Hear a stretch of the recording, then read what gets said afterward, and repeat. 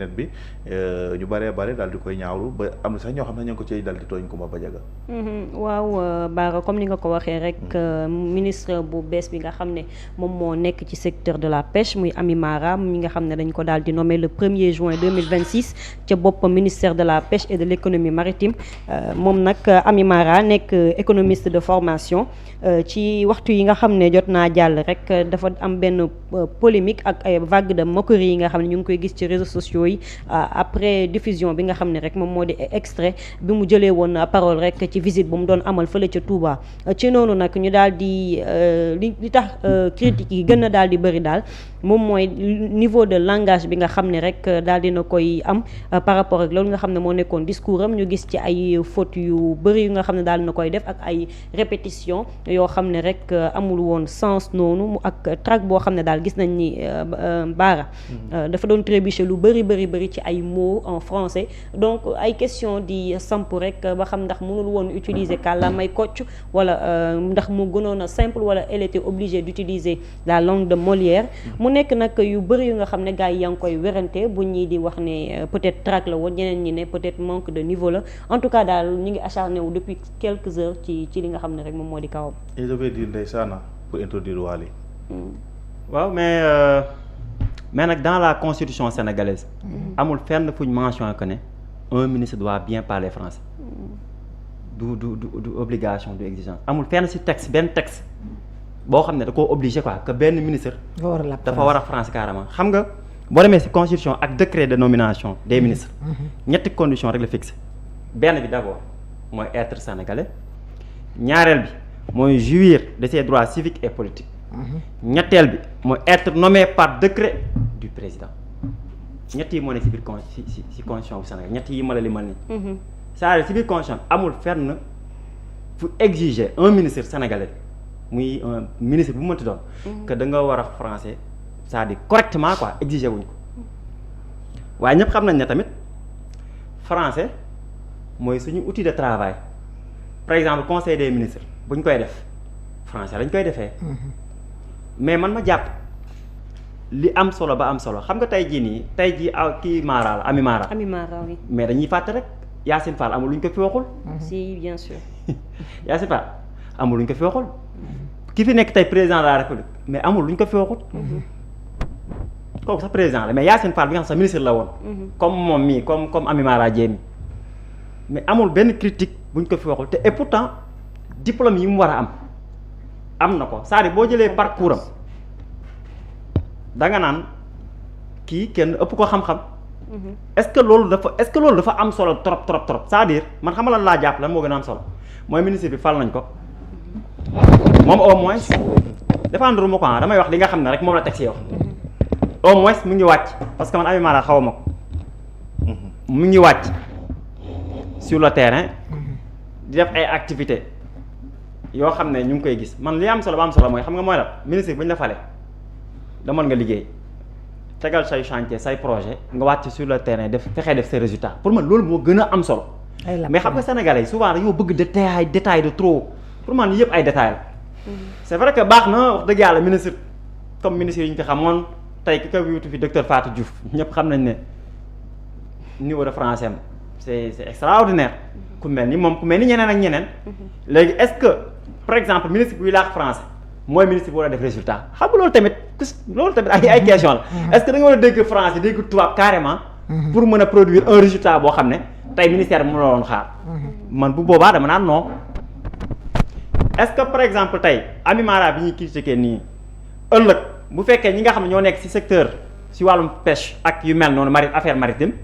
ñoom li ñu doon joytu seen jafe-jafe ak ay manquement moom mu ngi koy saafara ak projet yi nga ak vision bi mu am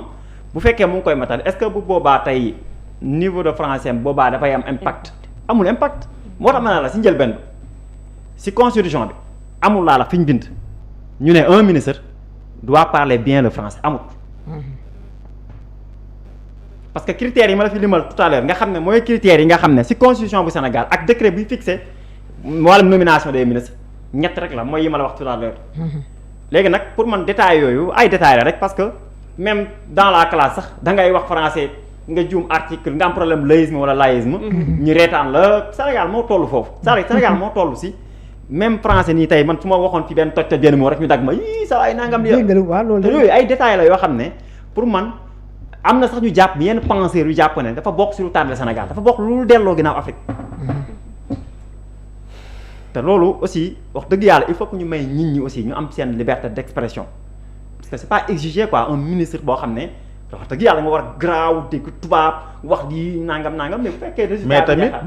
mais tamit dëkk bi ñu nekk nii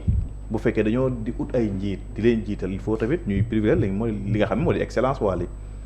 waaw non baara. excellence xam nga nee naa la parce que tamit. nee naa la français mooy suñu outil de travail. xam nga damaa contre du fait que ñu naan. mun nga nekk maire saa nga jàng français mun nga nekk député saa nga jàng mun nga nekk li saa nga jàng dafa baax cim réew. te yaakaar na bés bu ñuy jiital képp ku ñu mënti jiital war ngaa mën a am benn niveau bu ko defee man mi nga xam ne damaa ne ci ginnaaw nekk ndaw am 18 ans wala am 17 ans ne bëgg naa nekk nangam. bu boobaa dinaa dem jàng ji pour ëllëg mu mën a nekk nangam loolu pour mën a servir xam nga da nga fi gis ay maire yu bëree ba ñu naan ay maire bi jàngul mais mi ngi liggéey maire bu fi jàngul liggéeyul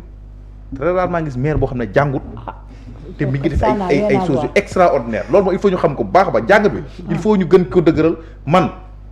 man d'accorduma ay tooñ yu bëree bëri ci am mais tamit ab ministre ab maire xam nga man député da ngay war a dem gëstu ji jàng bu dee français wala alxuraan li nga wax ni loolu laa d'accord dama ne xam nga Sénégal ñoo nekk ci ay détails laa la wax xam nga tey par exemple ministre bu fekkee moom ñu ngi ko dénk benn ministère moom mu nekk di def ay chantier di def ay projet di liggéey pour man loolu lañ ko war a mën a xaare ci ay wax waaw loolu moom dëgg la mais tamit wax dëgg yàlla boo demee war a mën a nekk ministre tamit wax dëgg yàlla boo tegee verbe participer war naa mën a ñëw nañu wax dëgg rek loolu tamit c'est élémentaire dafa am loo xam ne tamit maanaam loolu lu élémentaire la man défendre Amy Mara mais dafa am loo xam ne moom moo si war a mën a góorgóorlu. absolument ministre merci beaucoup moo war a parce que nit boo demee ba nekk ministre. ñi ko wër mu leer que ne am nga ay lacunes en français. mais demal nga fay si suuf ñu tàggal la. voilà ñi ko wër góorgóorlu ci pourtant au début bi président Bassirou Diomaye Faye di ñëw mi amoon na ay jafe-jafe si waxuma la président déggul français de. mais dama ne amoon na ay jafe-jafe laa la wax si ay fautes yu mu doon def si français mais léegi nii ku ko xool di nga xam ne am na avancement bu baax. excellent c'est ça. ah c'est ça Babacar noo jàngatee mbir mi xam naa sa naataango politique la. Bon en fait bon heureusement que Wally rectifié wu na quoi à la fin. En fait c'est pas un détail. C'est pas un détail. Je ne fais pas de fixation si nit ki. Mais je parle si principe bi. Merci. Quand on est ministre de la République. On est directeur général ou directeur national. En tout cas soo yoree mandat wu boo xam ne askan bee la ko jox vitrine nga en fait seetu nga. Merci. Donc c'est vrai que c'est pas le plus important mais c'est important.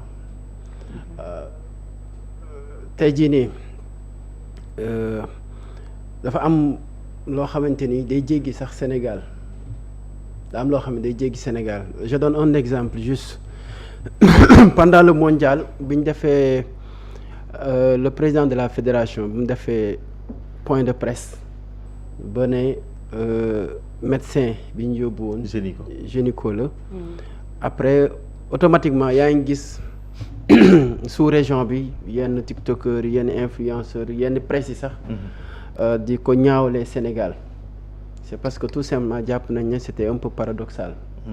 Bon en réalité quand on est ministre de la République lépp loo xam da nga koy wax da nga koy def daf lay engagé wu à titre personnel. Mais dafay engagé ministère bi mais dafay engagé également réew mi. En fait revenant sur la personne man je connais la personne. jàng na fu mu war a jàngee jaar na fu mu war a jàngee. fu mu war a jaar man j'ai été très surpris honnêtement parce que je connais la personne j'ai pratiqué la personne on a été ensemble. Je connais son niveau. J'ai été très surpris bu ma seetaanee vidéo bi je sais pas ce qui s'est passé. Mais honnêtement le discours ne reflète pas le niveau de la personne. Maanaam son niveau dépassé na loolu je sais pas nag qu'est-ce qui s'est passé. Est-ce que c'est lié au stress? Est-ce que c'est lié à la prise de parole en public? Est-ce que c'est lié à d'autres facteurs? Je ne cherche pas à la dédouaner. C'est parce que tout simplement je connais la personne, j'ai pratiqué la personne pendant des mois, on a été investis ensemble à Kaolack. On a partagé de très bons moments ensemble. C'est une personne que je connais. Je pense qu'il a fait un cursus quand même exemplaire bu ñëpp xam.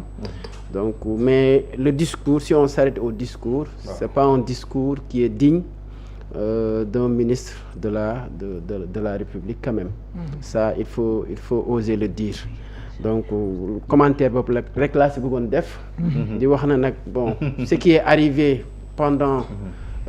cette prise de parole là on ne sait pas.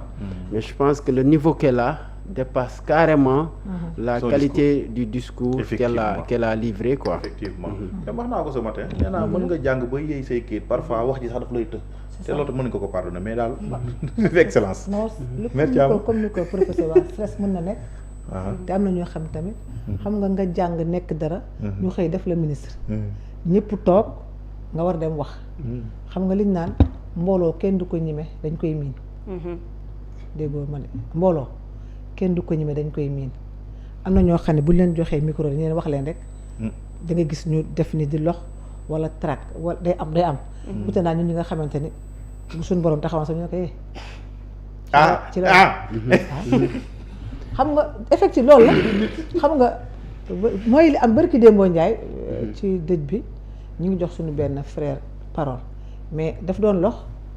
mu am na ñoo xam ne mënuñu wax ci mbooloo boo leen joxoon léegi parole ñu wax fi loo xam ne parce que da ngay wax li nga wax mooy dëgg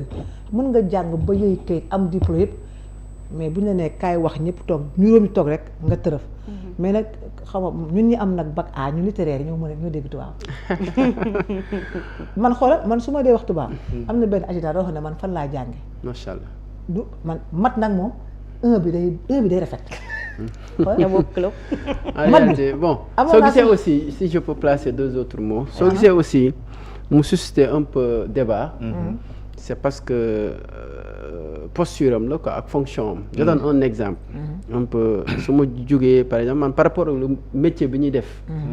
tey devant les élèves quel que soit nga nekk prof mathématique quel que soit ce niveau bi nga am ci mathématique mais bi sooy délivrer message bi tu te commets beaucoup de fautes mun na pousser élèves yi ñu ne xamoo dara du coup en fait nuñ la waroon a suivre duñ la ko suivre et je pense que moom aussi je ne remets pas en cause background am tout ça parce que je connais qu'elle est brillante mais c'est des choses à améliorer parce que quand on est ministre on est manager on a des équipes à gérer et à partir de cet instant où nit ñi di la déglu rek qualité bi su demeewul noonu mun na remettre en cause